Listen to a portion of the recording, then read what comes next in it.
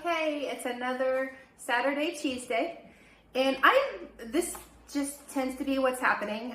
We're busy throughout the week. We have homeschool, co-op, and music lessons and other things going on throughout the week. So my biggest cheese processing day just happens to be on Saturday, and I thought, you know, I'm taking a big social media break throughout the holidays and all the way up into the new year, so I thought it might be just kind of fun to invite everybody along on my cheese, well, not necessarily always cheese, but most of the time I'm going to be making cheese on Saturdays, unless we have something going on, but dairy processing day.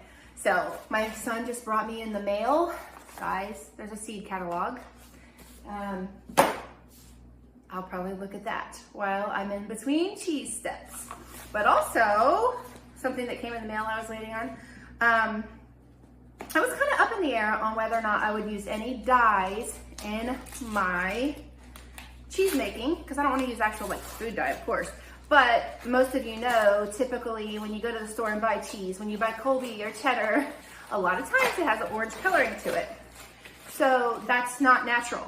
All cheese is naturally white. It gets a little yellow hue to it after it's been aged for a while, but it is not orange. So the way they get the orange coloring is with annatto. So I was up in the air. I was like, do I really want to add that to my cheese, my homemade cheese making? But it is a natural colorant, and it actually has some health benefits, but I don't think you put such a tiny amount in your cheese batch. I don't feel like it affects it health-wise. It doesn't affect the flavor. It just changes the color of it. And because I want to make some Colby Jack, because my husband has said that's his favorite cheese. So of course I am now set out to try to make it. Okay, so I have a pot of milk culturing to make some more Buddha casa, because I have made a handful of batches. This is my fourth batch since last Saturday. And I've tweaked the cultures a little bit each time. And then I'm gonna have a sampling day, as I mentioned last video, to where I try all the different cultured Buddha casa to see which one really is the best. Today I'm following the New England Cheese Making Company's Buddha casa recipe, which calls for a mesophilic, a thermophilic culture, plus a culture that I can't pronounce that I'm new to, but you only use like a tiny sprinkle in your big batch. And it creates the white, powdery white surface on the outside. It's a white mold, basically. So that'll be my first time using that. So that's culturing for the next hour. And I'm going to work on making, with this annatto, some Colby Jack. So I also have to make some more butter, because we are going through butter like crazy. And some more coffee creamer, because we enjoyed probably a half gallon of that this week. So we're gonna do that again. But come along with me as I fill up my Saturday with dairy processing. So guys, this is another cheese I haven't made before, but the beginning steps are always the same. If you're making any aged cheeses, you need to sterilize all of your equipment. So right now I have my electric kettle going, and I'm going to pour boiling water around 2 different pots. I'm gonna use 2 different pots to make the Colby Jack cheese. That way I get the marbling effect. So I'm gonna do half of my batch in one pan is going to be the Monterey Jack, and then the other pot is going to be my Colby, and then I'm going to pack these into a mold together and see how it goes. I'm excited because it's just something new and fun. And again, we're having another gray looking Saturday, so I kind of like spending my Saturdays this way. So you can come along with me and see how it turns out. Okay, so I have my pots sterilized. Again, I'm doing 2 pots because one is gonna have the Colby and one is gonna have the Monterey Jack. And I have my milk out. Typically when I make a batch of milk, I use 4 gallons. So my molds are gonna be, those molds that I usually use are gonna be used for my butter case cheese on the other side of the kitchen. But for the purpose of this video, I have a new mold that I'm gonna use. So far as I've made cheese, these are the 2 molds that I've used.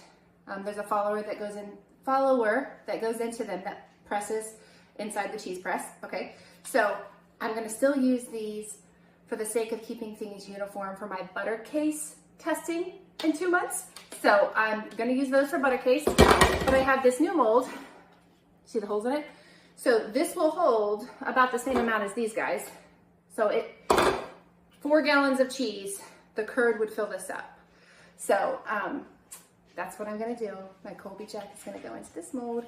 It's gonna be fun. My first time using my bigger mold, making a fatter cheese, and it's gonna be the marbled cheese if everything works out. So step 1 is just getting our milk heated up and then cultured.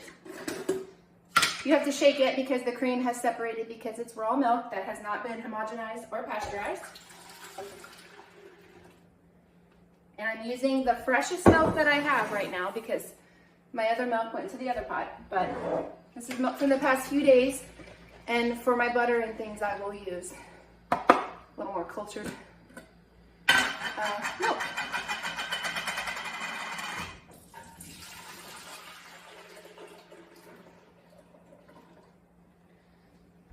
So everybody gets a little 1122. Then I'll shake up this one.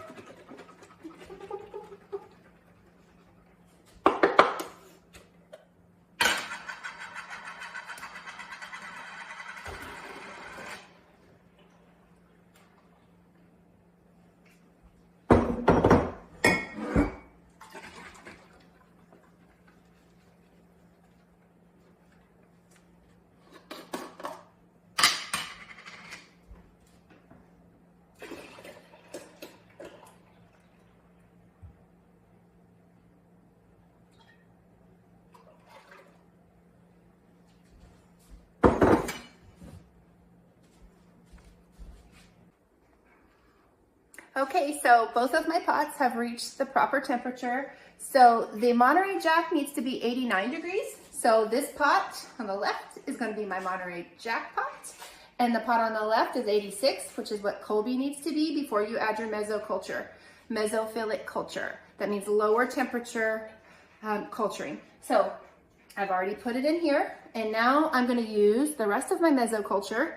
By the way, this is whey that I saved back from another mesophilic culture cheese. So you can use your backsplash whey, keep it in the refrigerator, and you can use it to make future batches, just like if you've ever made homemade yogurt before.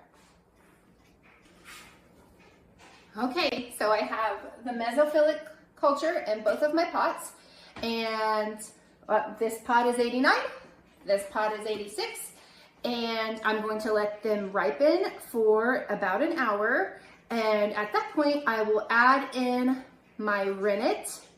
Again, the rennet is what causes your cheese to coagulate into a big curd. So you dilute your rennet in water, and I'll put it in both, and then I'll wait again another hour. So I think we have company coming, so I might not join you until after that step, but that's what I'm gonna be doing. Getting the rennet in so it coagulates, and then it has to wait a whole nother 45 minutes or so, maybe not quite that long, and then I'll cut up the curd. So somewhere in there, I'll bring you back along. Okay, so it was to the point where I've added my rennet. So the Monterey Jack does not need any colorant, so I went ahead and I added my rennet diluted into a 1/4 cup of water. All recipes call for your rennet to be diluted in a 1/4 cup of water. Don't just go dumping it right in your pot. And you do the gentle up-down motion to get your rennet combined.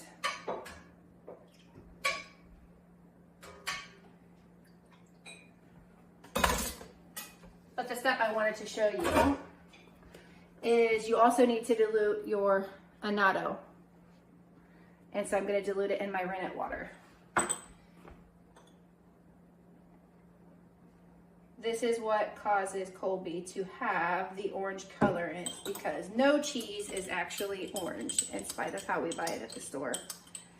So I only put a little bit. I'm going to put a little bit more because I want the nice marbling effect.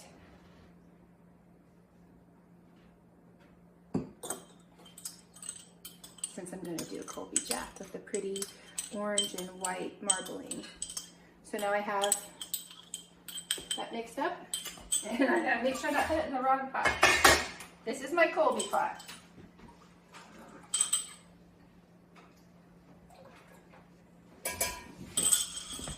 Same thing, gonna do the up-down motion, make sure it's combined.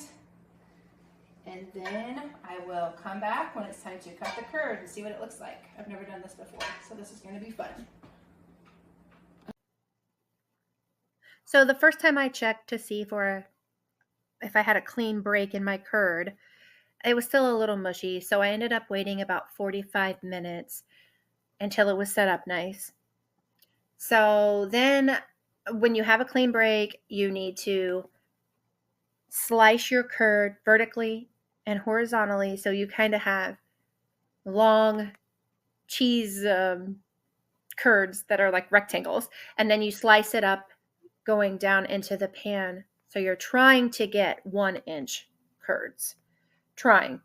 After you do that, you need to let your curds settle and heal for about 5 minutes so you don't force the whey out too quickly. You want this to be a slow process because this is a soft curd cheese. So I took this little bit of video to show what your curds look like around about this process. My plan was to show you what they look like as they shrunk down. I don't have any video of that because I enjoyed a little time with company in between this whole process. But that's the way life goes. You have a dairy cow, you're making cheese, you just have to incorporate it into your regular life. So I missed those steps, and I don't have the steps of when I was mixing the different color curds together. When I take it out of the press, I will show you what that looks like. But I have it pressed. I had to flip it twice to get a nice even press on my curd. This is my first time using this deeper mold, so it might take me a couple of tries to get the hang of it. But for now, this is what I have, and I'm really excited to see what it looks like after it ages. Right now, it doesn't have a lot of color to it because I only used a little bit of annatto, and I didn't know how much to use being my first time using it. So next time I might add a little bit more to get a brighter color. For now, I'm very happy with having a little bit of extra color. It doesn't matter. It doesn't affect the flavor in any way. It's just kind of fun to see something other than the white that all of my cheeses are. Again, all cheeses are naturally white until you add some kind of colorant into them.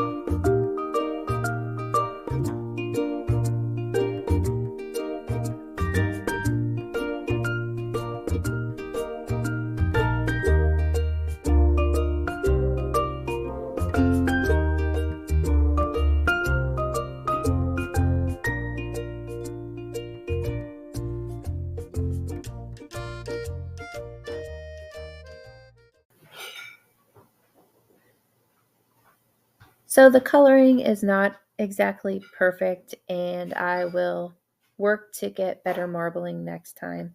But for now, I am pretty excited to see the colorful cheese. It's kind of fun. So for first time, I'm happy with it. Also, I saw another cheesemaker using these food nets for picnics, I guess, and I thought it was genius. So I bought specifically for cheese drying these dish drying mats and bug nets. So I'm going to give that a try to see if I don't get better air drying time.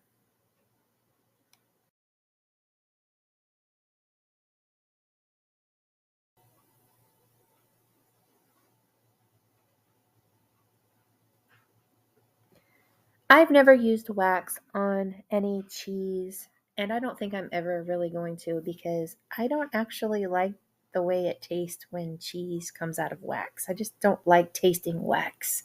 So I'm going to probably continue to vacuum seal. It's worked out fine thus far. So I have my Colby put away to age in my mini fridge where I age all of my cheese. I just have the mini fridge set on a pretty high setting so it's the right temperature for cheese aging. I'll have to come back and do a taste test video when I pull this Colby out. Thanks for joining.